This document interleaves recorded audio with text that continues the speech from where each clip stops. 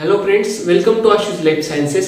आज इस वीडियो के अंदर हम पेरोक्सिसोम्स के बारे में पढ़ने वाले हैं। पेरोक्सिसोम्स एक single membrane bound cell organelle है। पेरोक्सिसोम एक single membrane bound cell organelle है। 1965 के अंदर बी दुवे इन्होंने पेरोक्सिसोम्स को डिस्कवर किया था। ये वही साइंटिस्ट है जिन्होंने लाइसोसोम्स की भी डिस्कवरी की थी।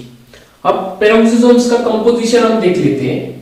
पेरोक्सिसोम्स जो भी ऑर्गेनेल्स थे हमने पढ़े, तो लगभग सभी ऑर्गेनेल का कंपोजिशन सेम है। सभी के अंदर प्रोटीन होगा, लिपिड्स होंगे, उसके साथ कुछ एंजाइम्स होंगे। अब पेरोक्सिसोम्स का स्ट्रक्चर आप देख लीजिए, इस तरीके का एक सिंगल मेम्ब्रेन बाउंड स्ट्रक्चर होता है।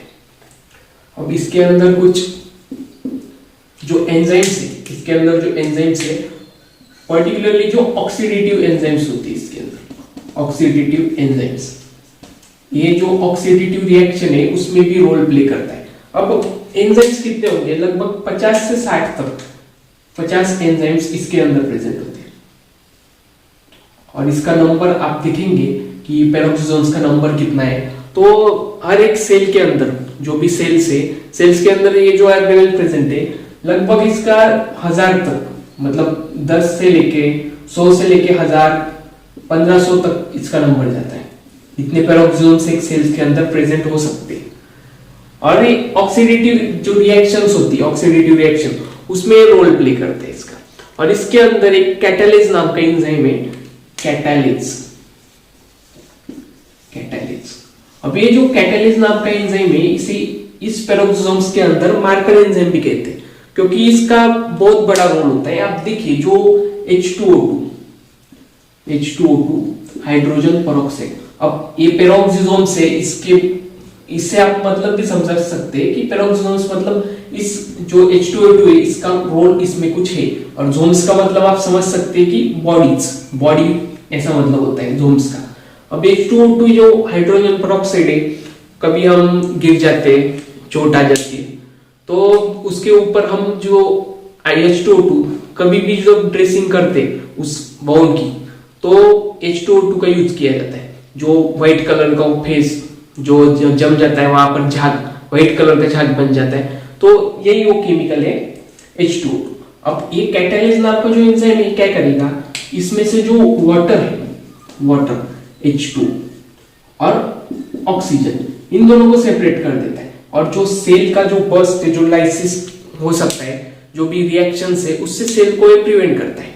ये काम कैटालेज एंजाइम करता है। इसे हम मार्कर एंजाइम भी कहते हैं पेरोक्सिसोम्स के अंदर।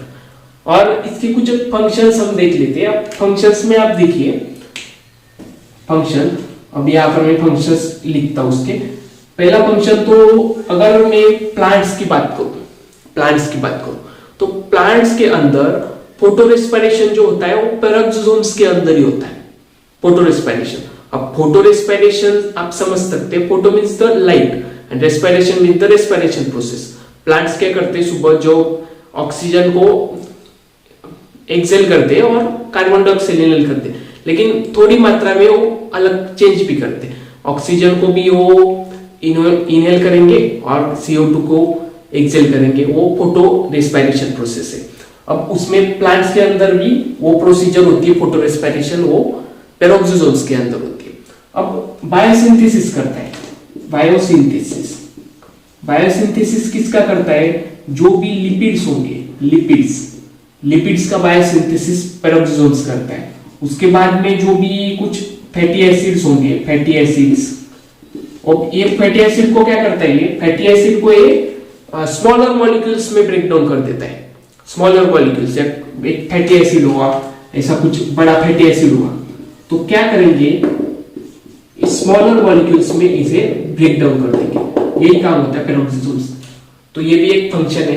और ये जो ब्रेक डाउन होगा फैटी एसिड का, वो ऑक्सीजन के प्रेजेंस के अंदर होगा। जब ऑक्सीजन वहां पर प्रेजेंट होगा, तभी ये ब्रेक डाउन कर सकता है।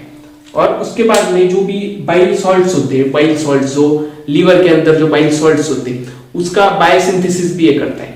अगर कोई अल्कोहलिक पर्सन जो अल्कोहल कंज्यूम करता है, बहुत ज्यादा अल्कोहल कंज्यूम करता है, तो अल्कोहल सबसे ज्यादा मतलब जो रोल होता है उसका, जो इफेक्ट करती है, वो लीवर के अंदर करती है। जब लीवर के अंदर अल्कोहल डैमेज कर दी लीवर को, तो लीवर सेल्स के जो लीवर की सेल्स जो होती है, लीवर की सेल्स, तो उन सेल्स को डिटॉक्सिफाई करने का काम भी पेरोक्सोसोम्स करते हैं।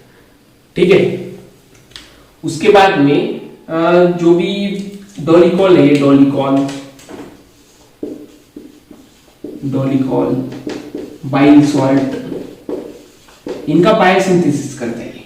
ठीक है, और एक टर्म मुझे आपको समझानी थी, वो टर्म है ग्लाइऑक्सिजोम। यहां पर लिख देता हूं मैं, ग्लाइऑक्सिजोम्स। अब ग्लाइऑक्सिजोम्स कुछ अलग बात नहीं है, पेरोक्सोसोम्स का ही एक पार्ट है, लेकिन ग्लाइऑक्सिजोम्स कभी भी एनिमल सेल्स में नहीं होते, वो प्लांट सेल की बात कर रहे हैं। प्लांट सेल्स के अंदर ही प्रेजेंट होते हैं ग्लाइऑक्सिजोम। अब प्लांट्स के अंदर प्रेजेंट होते हैं, और खास करके प्लांट्स में भी प्लांट्स के जो सीड्स होते हैं, सीड्स, प्लांट के सीड्स, जो बीज होते हैं प्लांट्स के, उसमें ग्लाइऑक्सिजोम्स प्रेजेंट होते हैं। और इसका काम क्या है ग्लाइऑक्सिजोम्स का? अब इसका काम भी उसकी तरह ही है, फैटी एसिड जो होंगे, फैटी एसिड, अब ये क्या कर देंगे, जो फैटी एसिड से उन्हें शुगर में कन्वर्ट कर देंगे।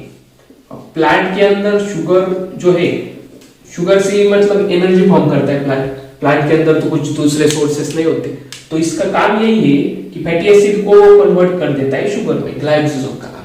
ठीक है, तो हमने ये पढ़ा पेरोक्सोसोम्स के बारे में, और इसके एक पाथवे है जो साइकिल रन होती है, जो क्रेब साइकिल वगैरह जो साइकिल है, टीसीए साइकिल, उसकी तरह पेरोक्सोसोम्स के अंदर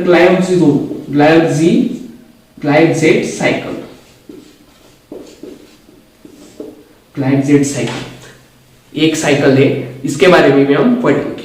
तो मुझे लगता है आपको पेरोक्सोसोम्स और ग्लाइकोसोम्स, उसके स्ट्रक्चर और फंक्शंस के बारे में पता चल गया होगा। अगर आपको इस वीडियो में कुछ डाउट है तो आप कमेंट सेक्शन में पूछ सकते हैं। अगर आपको ये वीडियो पसंद आए तो इसे लाइक कीजिए, चैनल को सब्सक्राइब कीजिए और अपने दोस्तों के साथ शेयर कीजिए। Thank you very much for your patience listening.